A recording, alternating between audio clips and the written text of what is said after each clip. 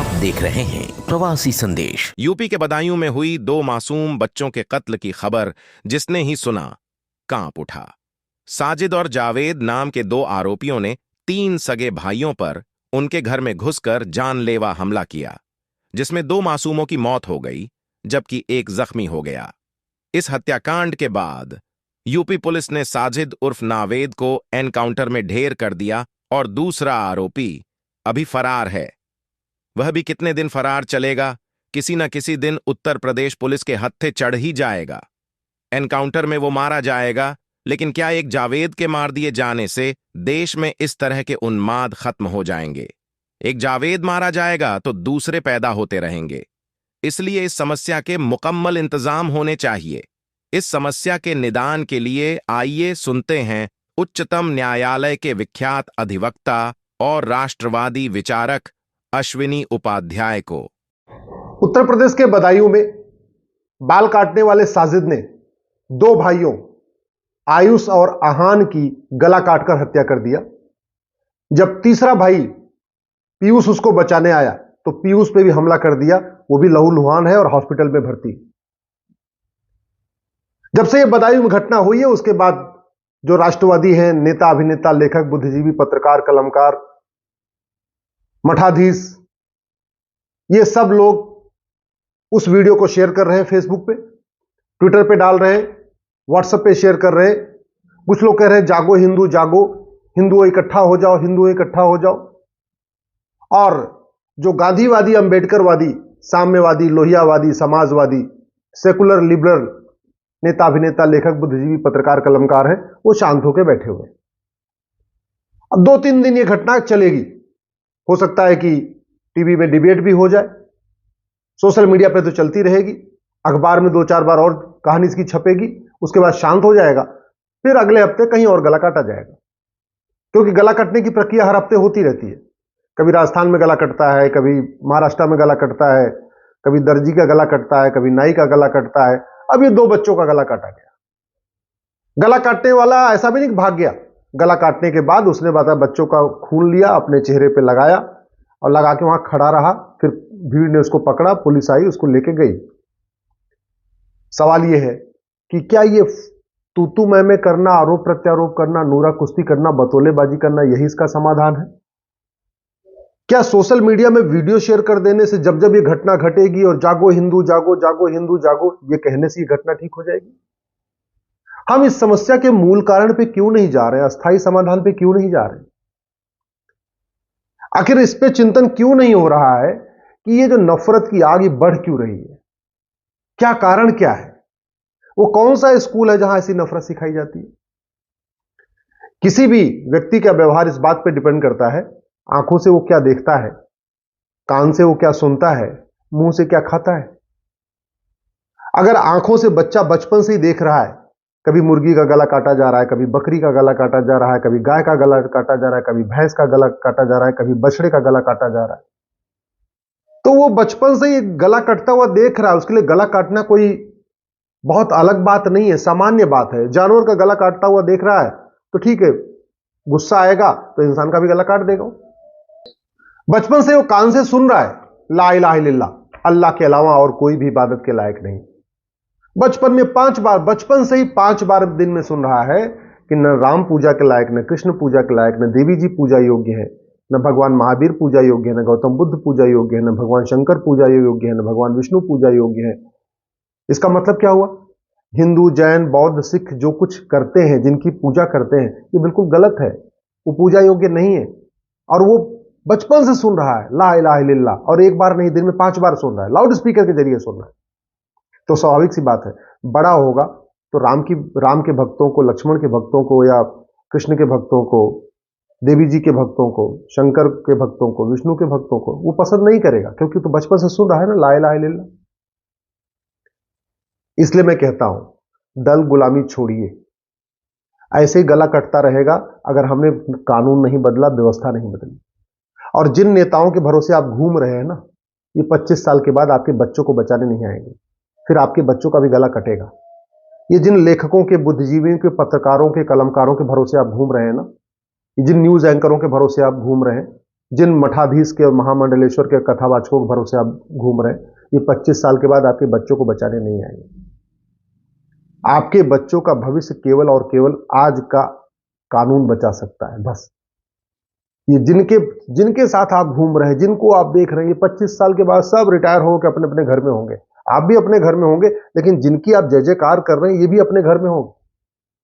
और ये भी ध्यान रखिएगा, तू मैं करने से, आरोप प्रत्यारोप करने से, सड़क पे रैली निकालने से, सड़क पे मसाल जुलूस निकालने से, थाने को घेर लेने से और शक्ति प्रदर्शन कर देने से इसमें कोई कमी नहीं आएगी। चीन में आखिर गला क्यों नहीं कटता? सिंगापुर में गला क्यों नहीं काटा जाता? कोरिया में किसी का गला क्यों नहीं कटता? जापान में किसी का गला क्यों नहीं कटता? जब तक इस बात पे इसको हम नहीं सोचेंगे ना, तब तक इस समस्या का समाधान नहीं निकलेगा। इस जिहाद, मजहबी उन्माद का सबसे पहले हमें ये जो विशेष स्कूल चल रहे हैं, इनको बंद करना पड़ेगा। ये नफरत सिखाने वाले जो स्कूल चल रहे हैं ना, इनको बंद करना पड़ेगा, जहां सिखाया जाता है ला इलाहा इल्लल्लाह, अल्लाह के अलावा दूसरा कोई इबादत के लायक नहीं। मदरसों में वसुधैव कुटुंबकम नहीं सिखाया जाता, मदरसों में सर्व मंगल मांगल्य नहीं सिखाया जाता, मदरसों में नारी तू नारायणी नहीं सिखाया जाता, मदरसों में सबका साथ सबका विकास नहीं सिखाया जाता। वहां केवल एक बात सिखाई जाती है, ला इलाहा इल्लल्लाह, अल्लाह के अलावा दूसरा कोई इबादत के लायक नहीं। तो इससे नफरत, उससे बच्चे के मन में नफरत फैलती। मदरसों को बंद करना पड़ेगा और कम से कम 10वीं तक समान शिक्षा लागू करना पड़ेगा, one nation one syllabus, one nation one करके। और 10वीं तक भारतीय शिक्षा व्यवस्था लागू करना पड़ेगा, गुरुकुल वैदिक शिक्षा व्यवस्था लागू करना पड़ेगा। सभी बच्चों को आपको वेद पढ़ाना पड़ेगा, वाल्मीकि रामायण पढ़ाना पड़ेगा, रामचरितमानस पढ़ाना पड़ेगा, आपको भगवत गीता पढ़ानी पड़ेगी, कर्मयोग, भक्ति योग, राजयोग पढ़ाना पड़ेगा, अष्टांग योग पढ़ाना पड़ेगा, यम नियम सिखाना पड़ेगा, आसन प्राणायाम सिखाना पड़ेगा, योग सबको कराना पड़ेगा। तब जाके शांति आएगी, तब समृद्धि आएगी। दूसरा, ये जितने पर्सनल लॉ चल रहे हैं ना, इन सारे पर्सनल लॉ को खत्म करना पड़ेगा। जितनी विदेशी कुरीतियां चल रही, इनको सबको खत्म करना पड़ेगा। एक भारतीय संस्कृति के अनुरूप भारतीय एक समान नागरिक संहिता लागू करना पड़ेगा, तब जाके इस देश में शांति आएगी। नहीं तो ये नेता, अभिनेता, लेखक, बुद्धिजीवी आते रहेंगे, जाते रहेंगे, कोई फर्क नहीं पड़ेगा। वैसे भी आप देख लीजिए, बदायूं में लोकल बॉडी में किसकी, नगर निगम में कौन है? बीजेपी। उत्तर प्रदेश में कौन है? बीजेपी। केंद्र में कौन है? बीजेपी। तो कायदे से बदायूं में तो ट्रिपल इंजन की सरकार है, इसके बाद भी गला काटा जा रहा है। इसका मतलब सांसद विधायक बदलने से, मुख्यमंत्री प्रधानमंत्री बदलने से समस्या का समाधान नहीं है। समस्या का समाधान कानून से होगा। समान शिक्षा, समान नागरिक संहिता, घुसपैठ के खिलाफ कठोर कानून, घुसपैठियों और उनके मददगारों की 100% संपत्ति जब्त करने, उनकी नागरिकता खत्म करने, आजीवन कारावास, फांसी देने के लिए कानून बनाना पड़ेगा। घुसपैठ को रोकना पड़ेगा और जो भारत में घुसपैठियां हैं 5.5 करोड़, इनको भगाना पड़ेगा। धर्मांतरण के खिलाफ कठोर कानून बनाना पड़ेगा। जो लोग भारत के पंथ को मानने वालों को विदेशी पंथ में कन्वर्ट करते हैं, उनको और उनके मददगारों को उनकी 100% प्रॉपर्टी जब्त करने, उनकी नागरिकता खत्म करने, उनको आजीवन कारावास, फांसी देने के लिए कानून बनाना पड़ेगा। समान शिक्षा, समान नागरिक संहिता, घुसपैठ नियंत्रण, धर्मांतरण नियंत्रण के साथ जनसंख्या नियंत्रण करना पड़ेगा। भाई वो तो 2 बच्चे थे ना, आयुष और आहान, मार दिए गए। तीसरा भाई, एक भाई बचा हुआ है बस। और दूसरी तरफ साजिद, वो मर भी गया तो क्या हुआ? वो तो 12 भाई बहन थे, 11 तो बचे हुए ना, उनकी जनसंख्या तो बढ़ रही। दूसरी तरफ एक पूरी जनरेशन खत्म, 2 बच्चे, 3 बच्चों में से 2 खत्म हो गए, एक ही बचा हुआ है। दूसरी तरफ 11 भाई बहन में से एक खत्म हुआ, 10 तो बचे हुए ना। तो जनसंख्या किसकी बढ़ रही है? हम दो हमारे दो लागू करना पड़ेगा। जो आदमी हम दो हमारे दो ना माने, उसकी 100% प्रॉपर्टी जब्त करने, नागरिकता खत्म करने और 10 से 20 साल की सजा देने के लिए कानून बनाना पड़ेगा। इसलिए मैं कहता हूं, दल गुलामी छोड़ दीजिए। अगर दल गुलामी करते रहोगे तो 25 साल के बाद आपके बच्चों का भी कोई साजिद आएगा, गला काटेगा। दल गुलामी करते रहोगे तो जैसे कश्मीर में पलायन हुआ, अपने घर से पलायन करना पड़ेगा आपके बच्चों को। दल गुलामी करते रहोगे जैसे अफगानिस्तान में खत्म हो गए, पाकिस्तान में खत्म हो गए, बांग्लादेश में खत्म हो गए, भारत के 9 राज्यों में खत्म हो गए, भारत के 200 जिलों में खत्म हो गए, भारत के 900 तहसीलों में खत्म हो गए। एक दिन अपनी तहसील में भी खत्म हो जाओगे, अपने गांव में भी खत्म हो जाओगे। अगर चाहते हो बच्चों का भविष्य सुरक्षित रहे, सनातन संस्कृति ऐसे बढ़ती रहे, जितनी है उतनी बरकरार रहे, डेमोग्राफी अब न बदले, तो समान शिक्षा, समान नागरिक संहिता, घुसपैठ नियंत्रण, धर्मांतरण नियंत्रण, जनसंख्या नियंत्रण कानून की मांग करो। ये 5 कानून ही सनातन संस्कृति को बचा पाएंगे, ये 5 कानून ही सनातन धर्म को बचाएंगे, ये 5 कानून ही आपके बच्चों को बचाएंगे। नहीं तो एक बात याद रखना, राज कपूर का परिवार सब कुछ छोड़ के भागा था पाकिस्तान से, राम जेठमलानी जी का परिवार सब कुछ छोड़ के भागा पाकिस्तान से, मनमोहन सिंह का परिवार सब कुछ छोड़ के भागा परिवार से, आडवाणी जी का परिवार सब कुछ छोड़ के भागा पाकिस्तान से, सुनील दत्त का परिवार सब कुछ छोड़ के भागा था पाकिस्तान से, मिल्खा सिंह का परिवार सब कुछ छोड़ के भागा था पाकिस्तान से, लाला अमरनाथ का परिवार सब कुछ छोड़ के भागा था पाकिस्तान से, प्रेम चोपड़ा का परिवार सब कुछ छोड़ के भागा था पाकिस्तान से, और आज भी लोग भाग रहे हैं वहां पे।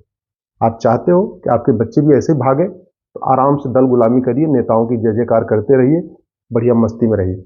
और चाहते हो बदलाव आए, आज ही 5000 फेसबुक फ्रेंड बनाओ और अपने फेसबुक पे लिखो हमको 5 कानून चाहिए, समान शिक्षा, समान नागरिक संहिता, घुसपैठ नियंत्रण कानून, धर्मांतरण नियंत्रण कानून, जनसंख्या नियंत्रण कानून, और सीधे अपने फेसबुक पे लिखो जो पार्टी ये 5 कानून बनाएगी उसको हम वोट करेंगे, जो नहीं बनाएगी हम उसको वोट नहीं करेंगे। प्रवासी संदेश को लाइक करें, शेयर करें, कमेंट करें, सब्सक्राइब करें और बेल आइकन जरूर दबाएं।